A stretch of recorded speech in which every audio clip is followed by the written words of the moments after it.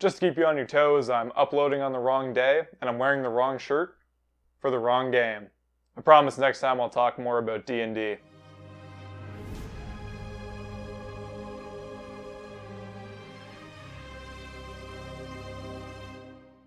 I think the Shadowrun video that I just made got a little bit carried away, way off topic from the story that I was trying to go on, and I know that I said that I would make some more videos explaining the concepts like the Matrix and some of the combat in Shadowrun, as well as looking through the rulebook as well, and I definitely will for Shadowrun 3rd Edition. I think that's really important that people are aware of that game and like the early versions of Shadowrun, so that'll end up being talked about again for sure.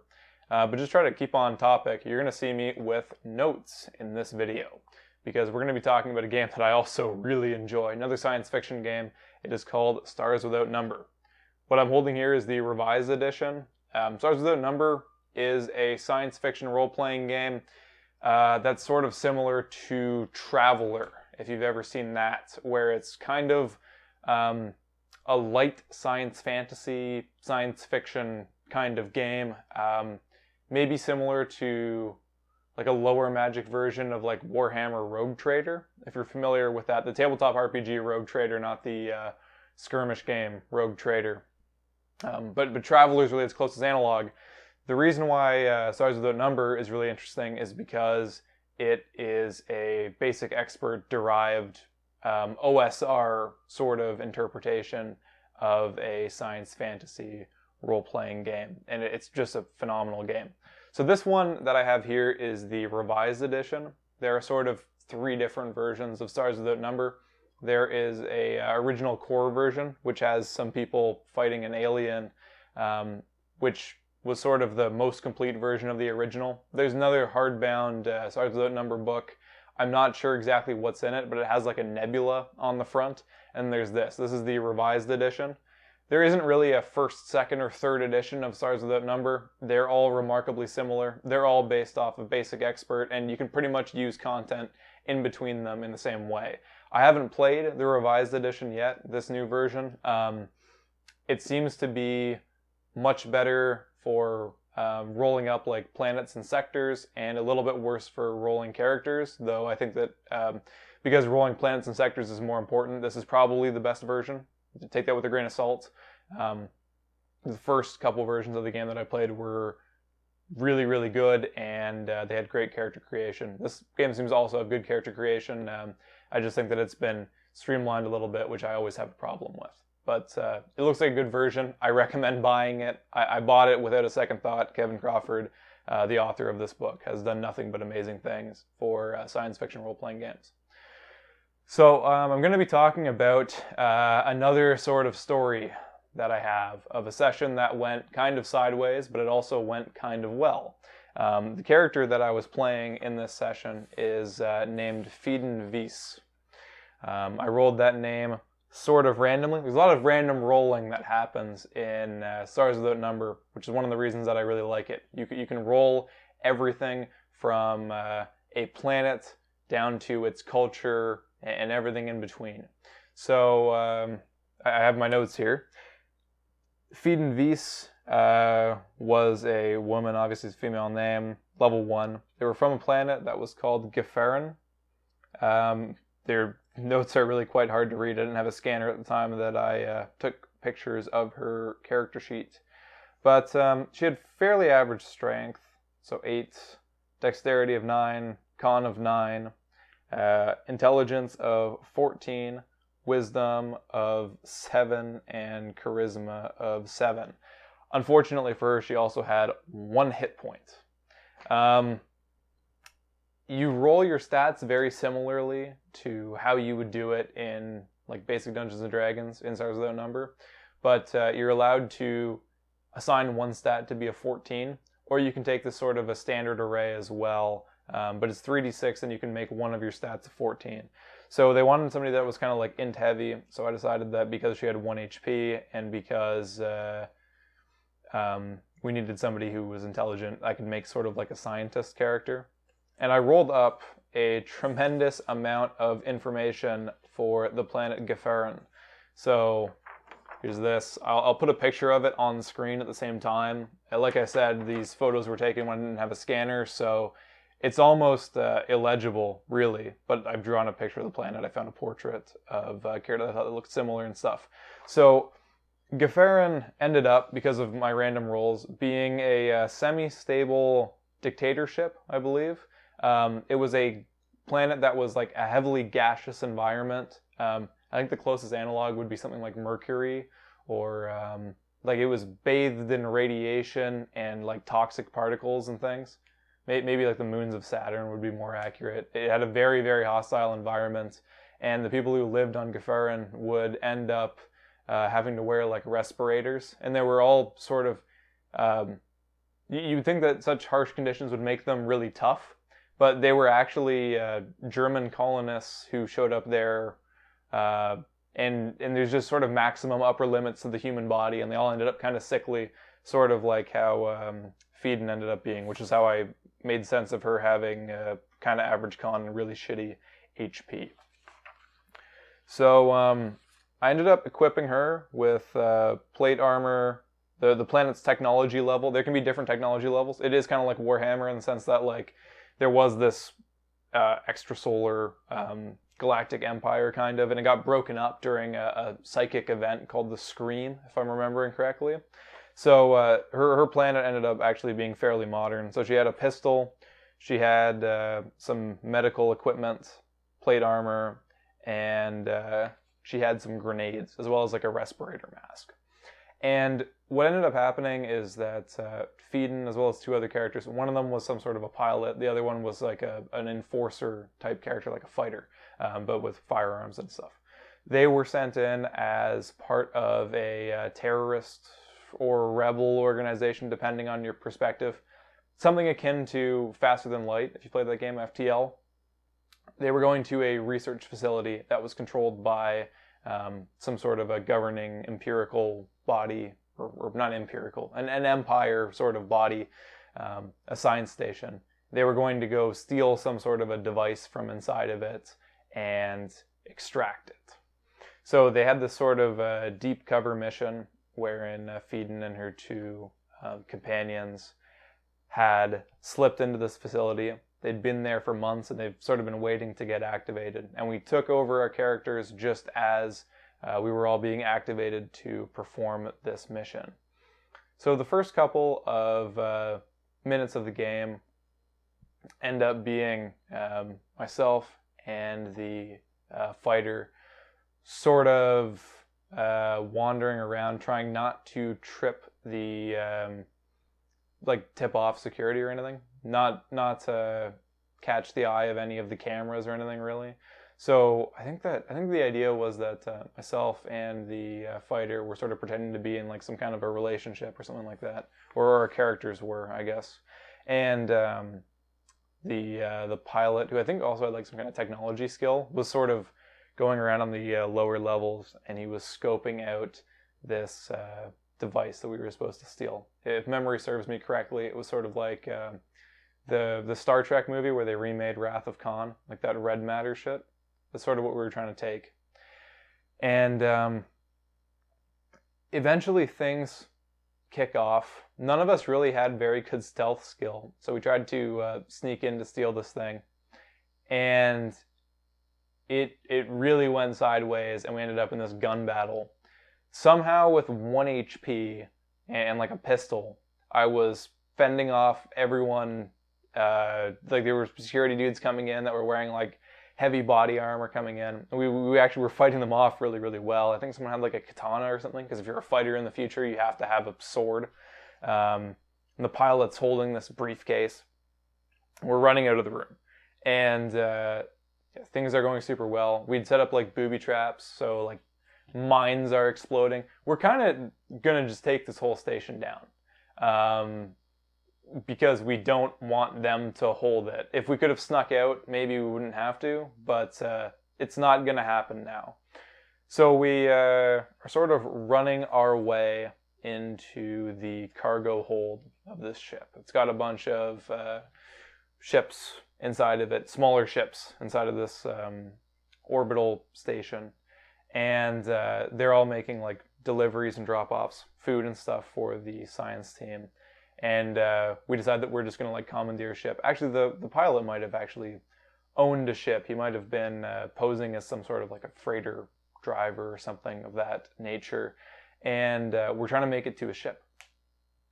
So as we come out, there ends up being, because they know that we're trying to escape with this device, a shitload of security guys there. Like 12 or something like that. And this is a gigantic problem because we're all level 1 characters in a basic Dungeons & Dragons derived game. So we all have like 8 hit points or less. If we're lucky. I think the most anyone had was 6. It was like 6, 4, and 1. And these guys are all also fighters, so they'll have at least 4 hit points to fight us with. And there's different classes of damage in Stars Without Number, which is where it starts to become interesting. The ones that are relevant is there is like personal, then there is speeder level, and then there is like fighter level. And personal level damage is like you're fighting with a sword or a gun or what have you. That can deal damage to like another character that you would represent with like a minifig. Another person you could hit with that. There's speeder size damage, which is for like small vehicles. If you imagine those, grab my book. If you imagine those speeders that you see on Endor or what have you in Star Wars, you will, that's sort of the kind of damage that would be dealt by like speeder level damage. And there's fighter size damage, which can take out like small ships that are like void able. So you could shoot down an X-Wing with fighter type damage. And it's so that they can reuse the same damage dice. So D8 fighter damage is like way, way, way more than D8 personal damage. They might have different names now, but that's what we'll go with for right now. And I have grenades with me. Feeden has grenades. Grenades are very interesting because a lot of science fiction games really struggle with grenades. I remember very distinctly that some of the older Star Wars games, grenades are impossible to dodge. Like the thermal detonators are almost impossible to dodge. And they deal just astronomical damage. They make, when people see the thermal detonators in the movies, they get really scared, right? Maybe in the movies they don't seem that strong, but in the fucking role-playing games, they are brutal. Way, way stronger than like Battlefront or whatever you've seen where they have similar grenades. So that sort of is where Stars Without Number takes its inspiration from, I guess, because these grenades are effectively undodgeable if you get them within like 12 meters of people. So you can basically do guaranteed damage. So I'm just like, fuck it. Feeden is not going to make it to the ship if she tries to like shoot people with a fucking pistol. These guys have like submachine guns and like I think they had like laser rifles or some shit. And they're shooting at us. So I just start pitching grenades at grid squares. I didn't really know grenades were this strong until I started using them. I wouldn't have bought them if I knew that they were this retarded. I'm not really that much of a power gamer, but I figured that trying to throw them at somebody would be more difficult than trying to hit like the DC of a square. I don't remember if there was like a square DC or AC rather in the game. I think the default is like 9 or something to hit a grid square in a lot of different games. But the DM was trying to avoid me having them just hit exactly where I want. So we would roll to see if the grenades sort of like bounce and roll and things. So I was actually doing quite poorly. But because the grenades were in a certain number of feet of these enemies, they ended up just blowing everyone to pieces. Like very quickly, I threw like 6 grenades or some shit. And everyone in the room was just fucking vaporized. Like people were losing legs. It was like Saving Private Ryan. Like these security guys were going to like pick up their arms and things. And the other party members are just looking at me like I'm some kind of fucking maniac. Because this is ridiculous. Like these guys got shredded. The security guys. And we're all still fine. And when we're running to our getaway ship, things start to go very wrong. So I have 1 hit point. So someone takes like a pot shot at me, and because they hit, they don't even really have to roll damage. I just die. I have 1 HP. So immediately I'm rolling up another character. And we get into this like ridiculous death loop that I'm sure people who have played like a lot of Labyrinth Lord or games like that, old school essentials, basic Dungeons and Dragons, the Beck Me kind of Dungeons and Dragons, probably have gotten into these like death loops where it's like, if I can roll faster than the DM can TPK everyone else, then I can introduce my character to avoid a TPK. So I'm rolling another character. It was going to be like a fighter type. Just try to get back at the DM pretty much. I'm rolling, and I'm basically buying my items as I'm like, and I suddenly step out of or off of some kind of like overhanging balcony because I've also been put here by some other terrorist faction, and I've decided that this is my moment to strike, and I start shooting the security guys again. And then the fighter gets picked off. Our party's fighter gets fucking whacked in like 1 shot or something like that. He dies. So I was rolling another character. And I swear to you, we went through like 11 characters. The pilot gets into this ship and it has guns on it. So now he's going to be doing like speeder or fighter damage. And he starts shooting everywhere in this cargo hold, trying to kill the security guys. And it's killing all of these enemy security officers. And it also ends up killing my character and the other guy. And we're fine with this. We're just rolling more characters. So what was it? An alien crawls out of like a cargo container and randomly joins the party. A mage just teleports in, just materializes. Someone had another character from a Dungeons and Dragons game that they were playing at the same apartment that we were playing the Stars Without Number game at. So they went and they grabbed this like Reaper Mini and they put it on the board, and they roughly approximated, they just rolled everything really quickly. They roughly approximated their I think it was a Pathfinder character, and just whacked them into the game because they were a mage or some shit like that. And the sorcerer just shows up from medieval times to be in the party. And this station that we're on at this point is completely out of orbit with the planet that it's around. It's starting to just crash into the planet because so much damage has been done to it. Like grenades are going off. We've sabotaged the thing already. I think we sabotaged its like emergency like stabilizing thrusters or something like that.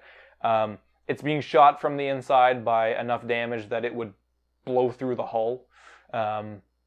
This thing was not made for combat. It was not meant to survive any kind of assault, so it makes sense that a starfighter shooting inside of its hull is going to blow holes in it.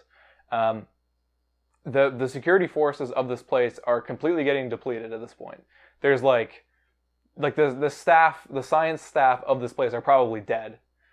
There's a couple guys in like void suits who are still trying to fight us, but we're all sort of like, we're all rolling. They're clinging for dear life to the sides of this hull as it's, or the sides of this cargo hold is just being sucked out.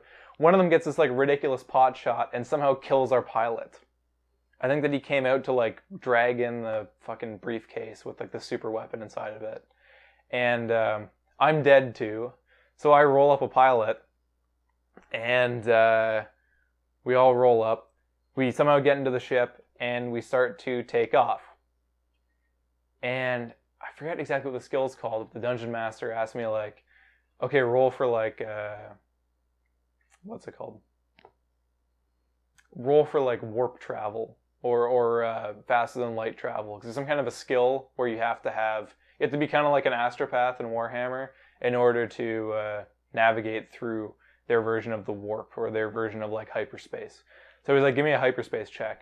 And I look at my character sheet and I'm like, I'm maxed out in piloting, but I don't have any hyperspace. And I'm like, well, I don't have that. He's like, what do you mean you don't have hyperspace? And I'm like, yeah, I don't have hyperspace. I didn't skill that. I didn't know that was required to jump to hyperspace. I didn't know that was even like a part of the game because I hadn't really played it before, and I normally try to play fighters and stuff like that. weirdly enough, the game that I'm playing right now with DM Johnny, playing a caster. That's very unusual for me. I normally play like an enforcer or a fighter of some kind, or a paladin, something like that. Light spellcaster at the very most. So having a character where I have to have a lot of skills maybe wasn't the best choice. But so I rolled up this character wrong, and I'm saying like, look, I can't get us out of here. We're really far away. There's gonna be these like Empire guys like jumping in system really quickly. We're gonna fucking die. The DM's telling me like, no, just change your stats or something. And I'm very against that. I don't really like changing stats. And I think that this is the point at which I sort of became the asshole. I don't really have a lot of stories where I'm like uncooperative or kind of a dick, but this is definitely one of them. And I was saying that, look, we just had this gigantic sort of terrorist incident happen on this like secret research facility. Even if I've rolled my character wrong and we all die, this is still really good if we just kind of like jump a couple months or years or whatever in the future, and we go to this planet and we retrieve the thing, and we can still kind of roll with this. Even though I've kind of fucked up and derailed the setting. Also, our original cast of characters was actually very interesting. Maybe I don't remember the other characters' names, but I still remember feeding fondly enough that I have her character sheet printed out. So she was interesting. And I remember that the fighter character was cool too.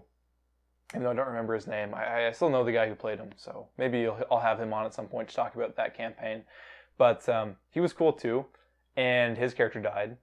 And you kind of have this situation where it's like episode 1 of Star Wars and everyone's been cut down like halfway through the movie, where that's kind of cool, but you don't have these interesting characters to continue into the next legs of the saga. Empire Strikes Back would be a very different movie if it had completely different characters. It probably wouldn't be as fondly remembered.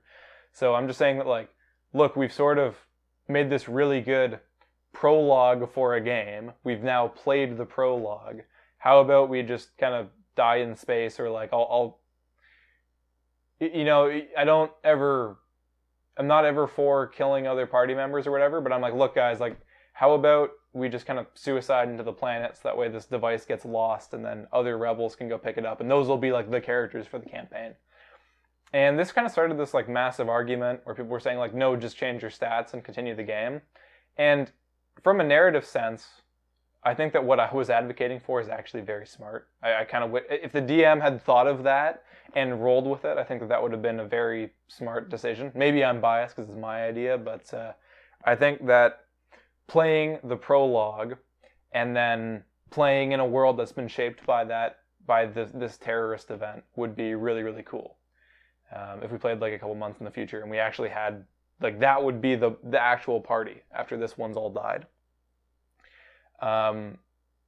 If the DM came up with that would have been a very good solution. But I think because I came up with it, and I'm one of the players, and I rolled my character wrong, but I just rolled them, and clearly characters don't really matter that much in this context. Maybe I should have been more cooperative and just changed everything.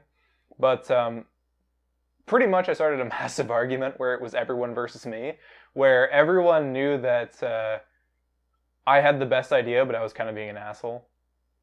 And I think eventually we just kind of gave up and started playing something else. Like we started playing like Pathfinder or something for a few hours.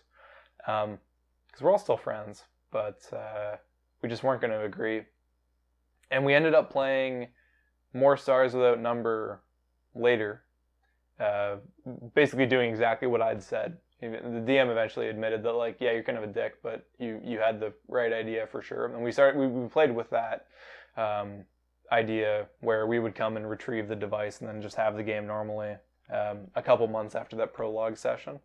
But yeah, so that's sort of a shitty story about playing Stars Without Number. Playing BXT&D kind of games in general, you will end up with situations where the whole party is going to get killed just because of how roles work at low levels, and you have to be fine with that. I'm obviously fine with that. I've been playing BX kind of games forever. Lots of Labyrinth Lord especially.